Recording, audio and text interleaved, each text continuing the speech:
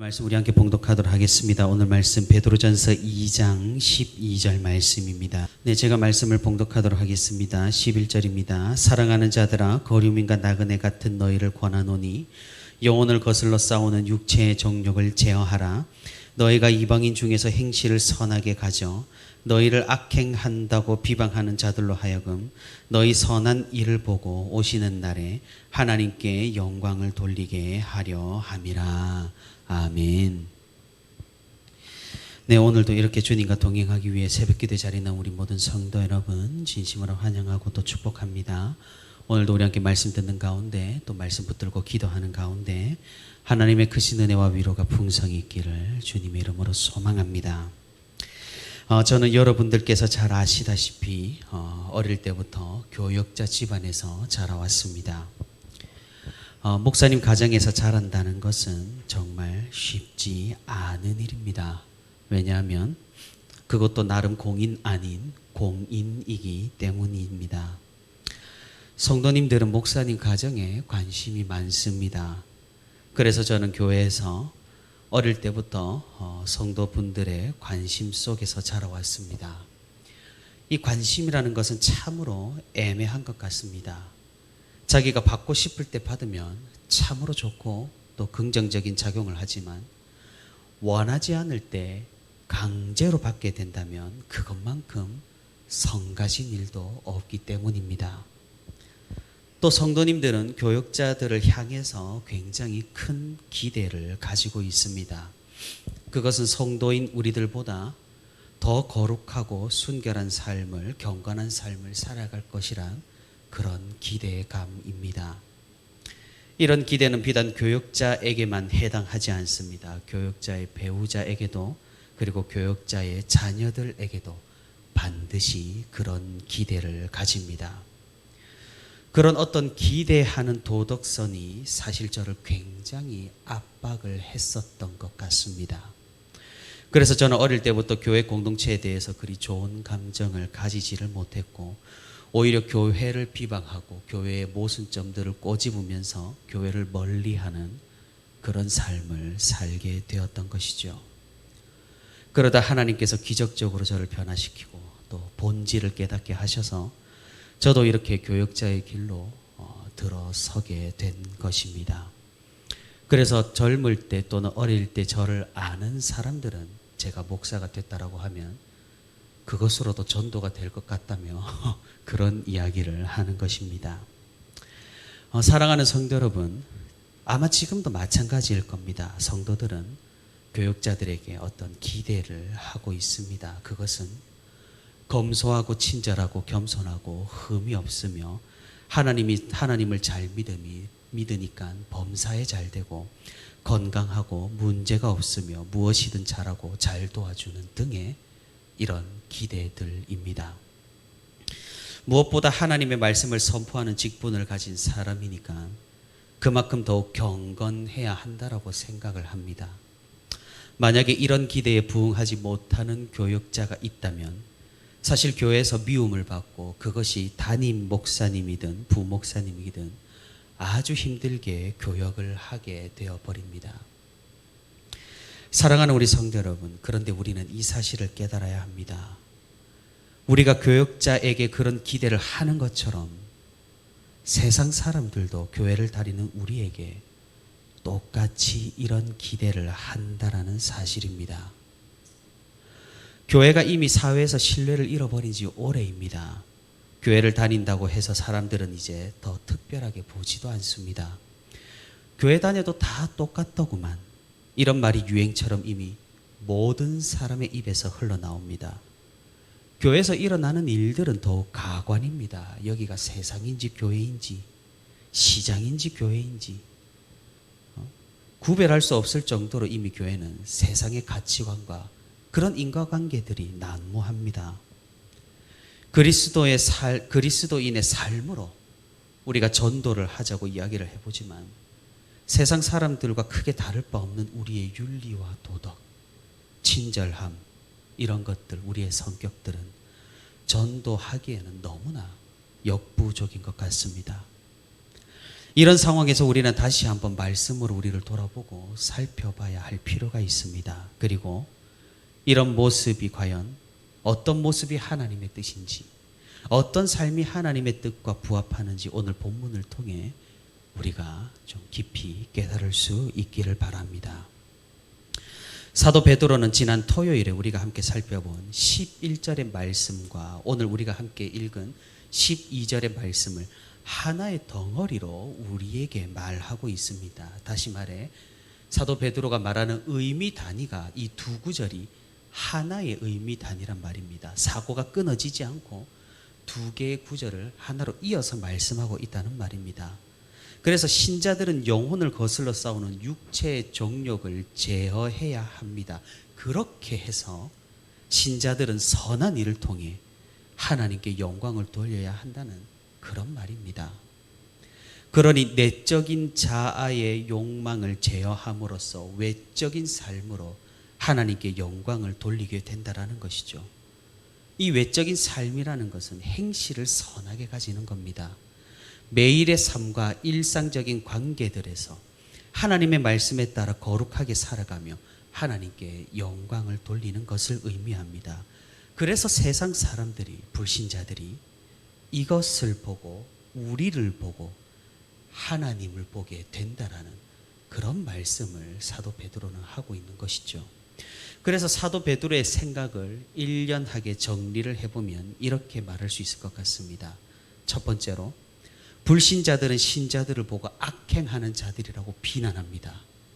하지만 신자들은 선한 행실을 함으로써 이런 불신자들의 주장이 거짓임을 증명합니다.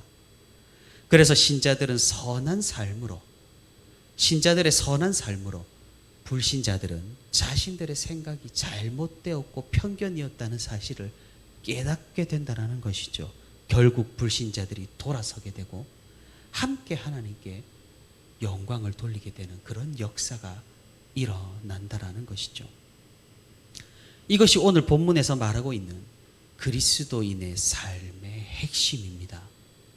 우리의 선한 삶, 거룩한 삶을 통하여 불신자들이 하나님을 보게 되고 결국 함께 하나님께 영광을 돌리게 되는 그런 놀라운 일들이 우리에게 있어야 한다라는 그런 말씀입니다. 이런 사도 베드로의 권면은 성경에 처음 등장하는 것이 아닙니다. 이미 우리 예수님께서도 말씀 가운데 이런 점들을 분명히 우리에게 권면하셨습니다. 마태복음 5장 13절에서 16절 말씀입니다. 조금 길지만 제가 한번 읽어보겠습니다. 너희는 세상의 소금이니 소금이 만일 그 맛을 잃으면 무엇으로 짜게 하리요? 후에는 아무 쓸데없어 다만 밖에 버려져 사람에게 밟힐 뿐이니라. 너희는 세상의 빛이라. 산 위에 있는 동네가 숨겨지지 못할 것이요 사람이 등불을 켜서 말 아래에 두지 아니하고 등경 위에 두나니 이러므로 집안 모든 사람에게 비치느니라. 이같이 너희 빛이 사람 앞에 비치게 하여 그들로 너희 착한 행실을 보고 하늘에 계신 너희 아버지께 영광을 돌리게 하라. 그러니 우리들의 행동과 삶이 전혀 비방받을 만한 것이었고 사람들이 교회에 대해서 가지는 어떤 기대를 충분히 충족한다면 불신자들은 우리를 보면서 하나님을 바라보게 되고 이는 불신자들이 하나님께로 돌아오는 그런 놀라운 일들이 일어난다라는 그런 말씀인 것입니다.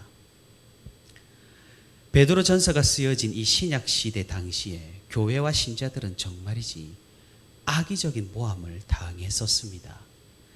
지금 돌이켜보면 말도 안 되는 이유들로 중상모략을 당하고 오해를 받았던 것이죠. 로마 황제가 아니라 예수 그리스도를 왕으로 삼으니 반역자라는 둥. 그래서 로마 황제의 명령을 거역하는 그런 악질적인 무리라는 둥. 이 종교가 전파되면 그래서 사회적으로 큰 혼란을 야기하고 사람들을 선동하는 종교라는 등 이상한 소문들이 굉장히 크게 돌았었습니다. 복음이 전파되면 영향을 받는 사람들은 분명히 있었습니다. 그것은 다른 종교를 이끄는 사람들과 그 종교를 통해서 밥벌이를 하는 사람들이 타격을 입었던 것이죠. 예를 들어서 에베소에 있는 아데미 신상을 만들어 파는 사람들이 대표적입니다. 이들은 복음이 더욱 전파된다면 자신들이 만든 신상을 팔기가 어려워지기 때문에 교회를 굉장히 크게 적대시했습니다. 그래서 교회를 아무 이유 없이 비방하고 사람들을 선동하여서 오히려 선동은 그들이 했던 것이죠.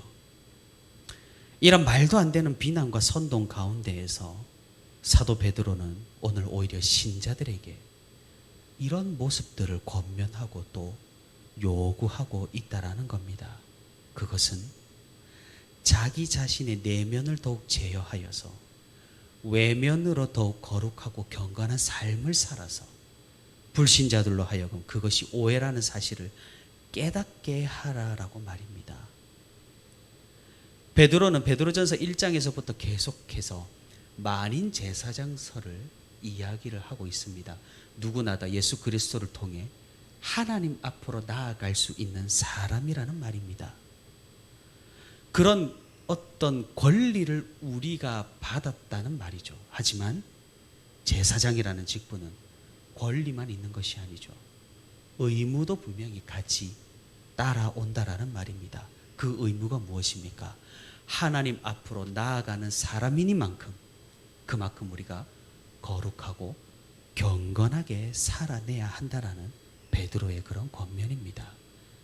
이것이 바로 그리스도인의 삶이고 그리스도인의 경건이고 그리스도인들이 가져야 할 마음이라고 사도 베드로는 지금 우리에게 말씀하고 있는 겁니다. 사랑하는 성도 여러분, 지금 우리 시대도 마찬가지로 교회가 크게 비방을 받는 그런 시대입니다.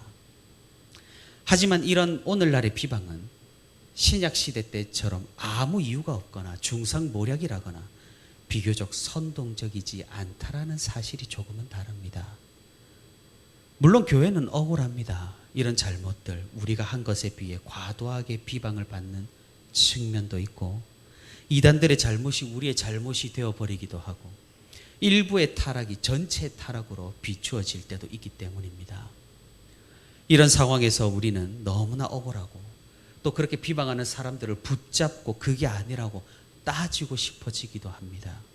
하지만 하나님께서는 우리에게 가장 최선의 길을 말씀을 통해 보여주시는 것입니다. 그것은 우리의 선한 행실로 이 모든 것들이 선동적이었음을 증명해내는 겁니다. 우리의 거룩함과 경건함으로 세상 사람들로 하여금 하나님을 볼 수 있게 하는 그 길이 바로 오늘 본문에 나오는 성경적인 길이라는 사실입니다. 사랑하는 성도 여러분, 우리가 정말로 이런 믿음을 가질 수 있기를 바랍니다. 물론 절대로 쉽지 않은 길입니다. 말하자면 누구나 다 하나님 앞에 제사장처럼 또 교역자나 목사처럼 그런 수준의 우리 일반 성도들도 올라서야 한다라는 그런 말이기 때문입니다. 왜 그러합니까? 우리는 직접 하나님을 만나는 사람들이기에 그러하다라는 겁니다. 이 세상에 우리 교회에 요구하는 도덕선이 굉장히 높습니다. 왜 높겠습니까? 이 정도로 다르지 않다면 하나님이 있으나 마나하기 때문이죠. 그들은 하나님이 정말로 살아계시다면 너희들은 이럴 것이다라고 생각하기 때문입니다. 우리가 정말로 우리의 삶으로 하나님께서 살아계시다는 사실을 보여줄 수 있기를 바랍니다. 우리의 혈기나 우리의 주장들이 아니라 오직 그리스도를 따르고 그리스도를 의지함으로써 그리스도께 우리의 모든 것들을 내려놓음으로써 이 세상에 대하여 우리가 하나님을 소개하고 하나님을 보여줄 수 있는 그런 믿음의 사람들이 될 수 있기를 바랍니다. 그리하여서 우리의 거룩하고 선한 삶으로 불신자들에게는 전도요 하나님께는 영광이 되는 그런 믿음과 신앙을 가지고 이 땅에서 세상에 승리하며 살아가는 저와 우리 부천시민교회 모든 성도가 되기를 주님의 이름으로 소망합니다.